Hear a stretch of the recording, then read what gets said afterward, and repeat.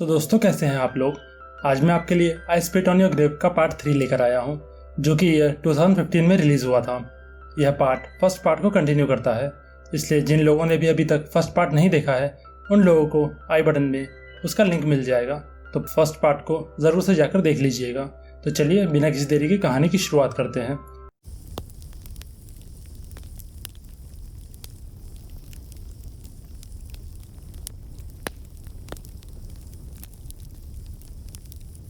कहानी की शुरुआत में हम जेनिफर को देख पाते हैं, जिसने कि अपना नाम बदलकर एंजेला रख लिया था, जो कि एक काउंसलर के पास बैठी होती है। उसकी काउंसलर उससे कहती है कि आज तुम मुझे अपने पास्ट एक्सपीरियंस के बारे में बताओगी, और फिर उसे अपने साथ हुए रेप के खौफनाक पल याद आने लगते हैं।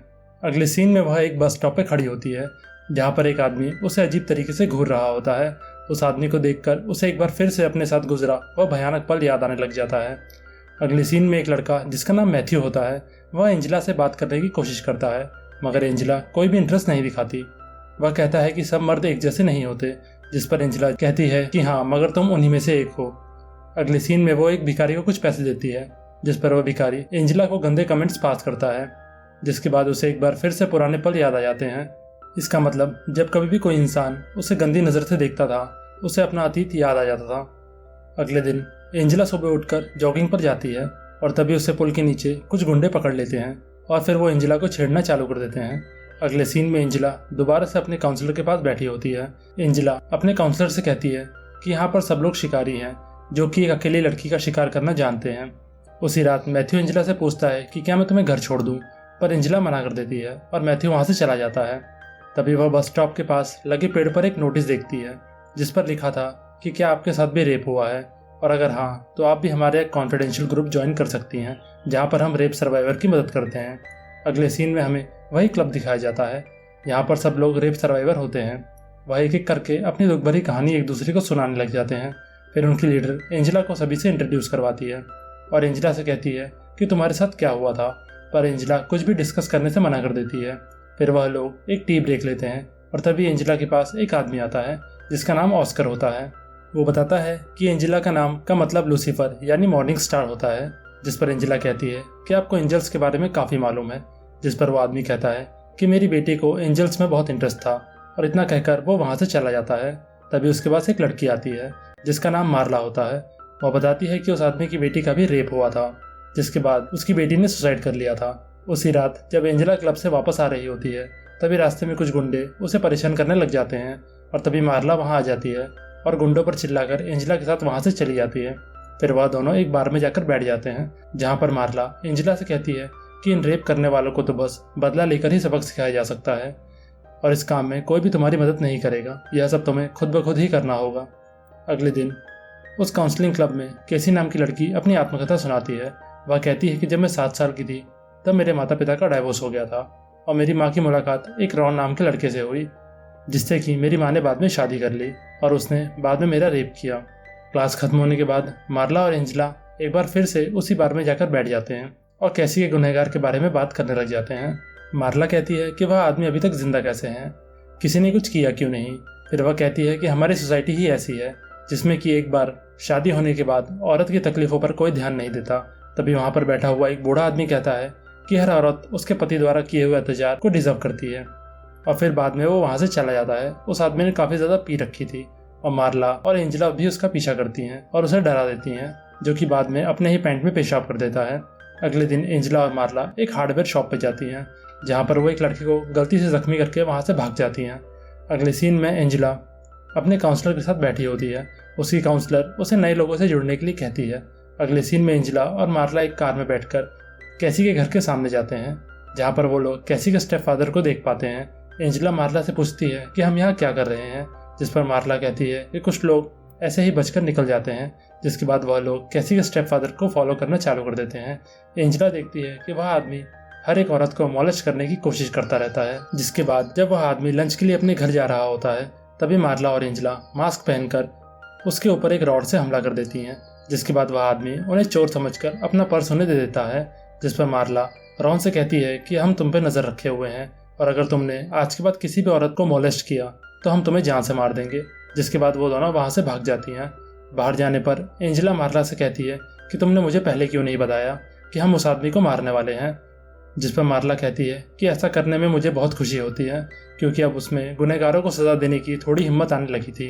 अगले दिन क्लब में कैसी सबको बताती है कि रॉन उससे अच्छी तरह से बिहेव करने लगा है। इसका मतलब उन लोगों ने जो कल रात को किया उसका असर दिखना चालू हो गया था।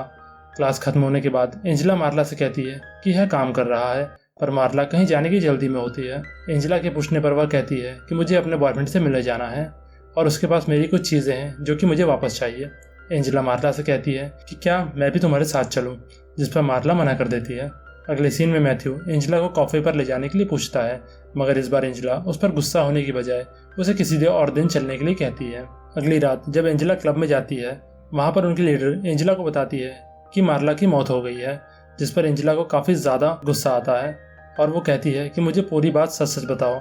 जिस पर लीडर कहती है कि मुझे पुलिस डिटेक्टिव का फ़ोन आया था, जिसने कि मुझे बताया कि हमें मार्ला की डेड बॉडी मिली है और वह आज रात यहाँ आने वाला है हमारे ग्रुप से बात करने के लिए कि मार्ला कैसे मरी।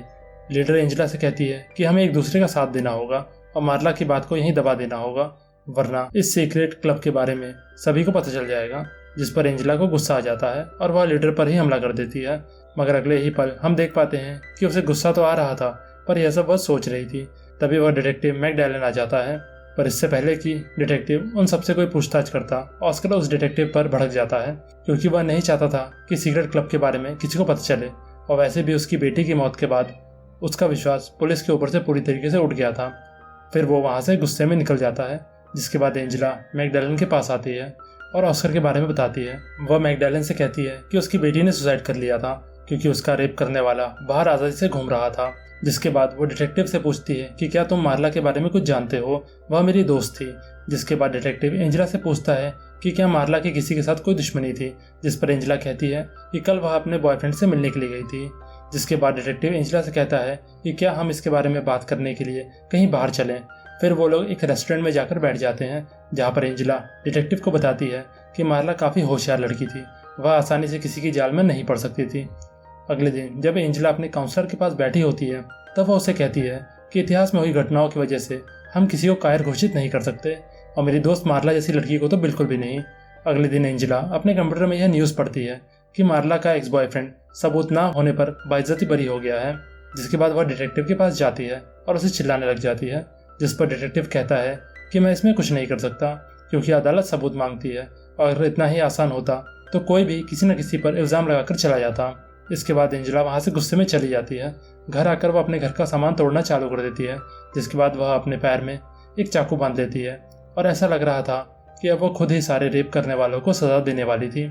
अगले सीन में एंजेला एक क्लब में जाती है, जहाँ पर उसे मार्ला का बॉयफ्रेंड दिखता है। वह उसको आंखों में इशारा करती है और वहाँ से चली जाती है। जिसके बाद मार्ला का बॉयफ्रेंड भी उसके पीछे पीछे जाता है और देखते ही देखते वो लोग एक अंधेरी गली में पहुँच जाते हैं। तभी मार्ला का बॉयफ्रेंड एंजेला से पूछता है कि तुम मुझे ऐसे क्यों देख रही थी, क्या तुम मुझ में इंटरेस्टेड हो। जिसके बाद वह एंजेला को किस करना चालू कर देता है।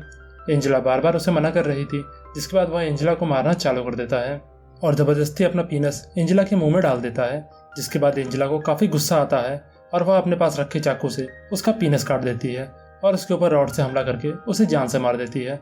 अगले दिन जब एंजेला अपने काउंसलर के पास होती है तो वह काफ़ी ज़्यादा गुस्से में होती है। वह कहती है कि सभी आदमी एक तरह के जानवर हैं, उन्हें सेक्स के अलावा और कुछ नहीं चाहिए। अगले दिन मैथ्यू एंजेला के पास आता है और कहता है कि तुमसे मिलने के लिए कोई डिटेक्टिव आया है और यह और कोई नहीं बल्कि मैकडैलन होता है। मैकडैलन एंजेला से पूछता है कि तुम उस रात कहाँ थी, जिस पर एंजेला कहती है कि क्या तुम मेरा पीछा कर रहे हो। पर डिटेक्टिव कहता है कि हमें मार्ला के एक्स बॉयफ्रेंड की डेड बॉडी मिली है, किसी ने उसे जान से मार दिया है। फिर वह दोनों ऑफिस के कमरे में चले जाते हैं, जहाँ पर एंजेला उससे कहती है कि तुम्हें लगता है कि ये सब मैंने किया है। जिसके बाद एंजेला उससे कहती है कि वह भी वैसे ही मौत मारा गया जैसे कि मेरी दोस्त मार्ला मारी गई थी, और मुझे इस बात की खुशी है कि किसी ने उसे जान से मार दिया। अगले सीन में जब एंजेला उस क्लब में बैठी होती है, तब केसी अपने आप बीती सुना रही होती है।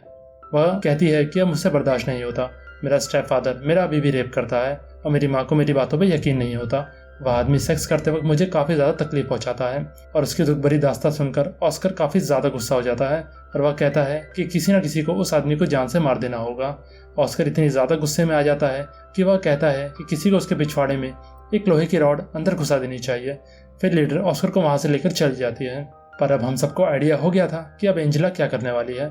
अगले सीन में एंजेला कैसी के स्टेप फादर के पास जाती है और उससे बहाने से एक जगह का एड्रेस पूछती है, जिसके बाद वह उसे लेकर उस लोकेशन पे पहुंच जाती है।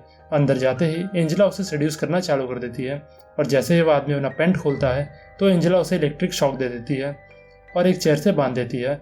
वह आदमी जोर जोर से मदद के लिए चिल्ला रहा था।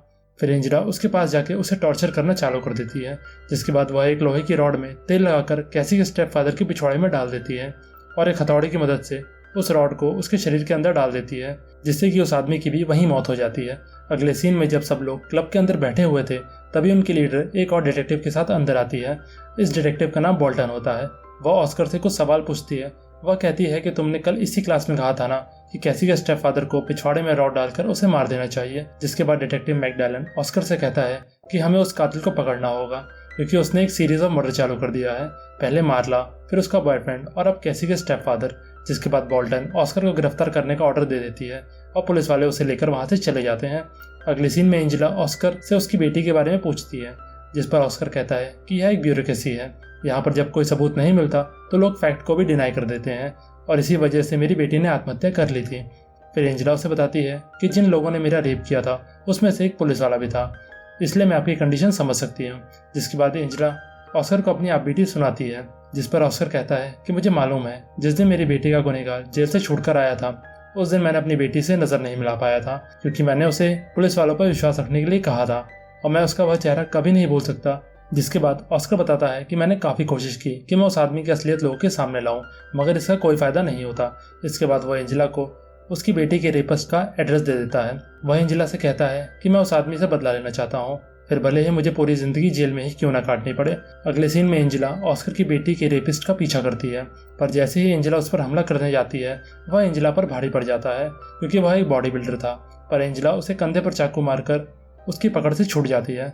वो एंजेला को बहुत मारता है और उसे कपड़े फाड़ देता है, मगर इससे पहले वह एंजेला का रेप करता एंजेला उसे इलेक्ट्रिक शॉक देती है, पर वो दोबारा से उसका रेप करने की कोशिश करता है। पर तभी पीछे से डिटेक्टिव मैकडैलन आ जाता है और उस आदमी पर शूट करके उसे मार देता है।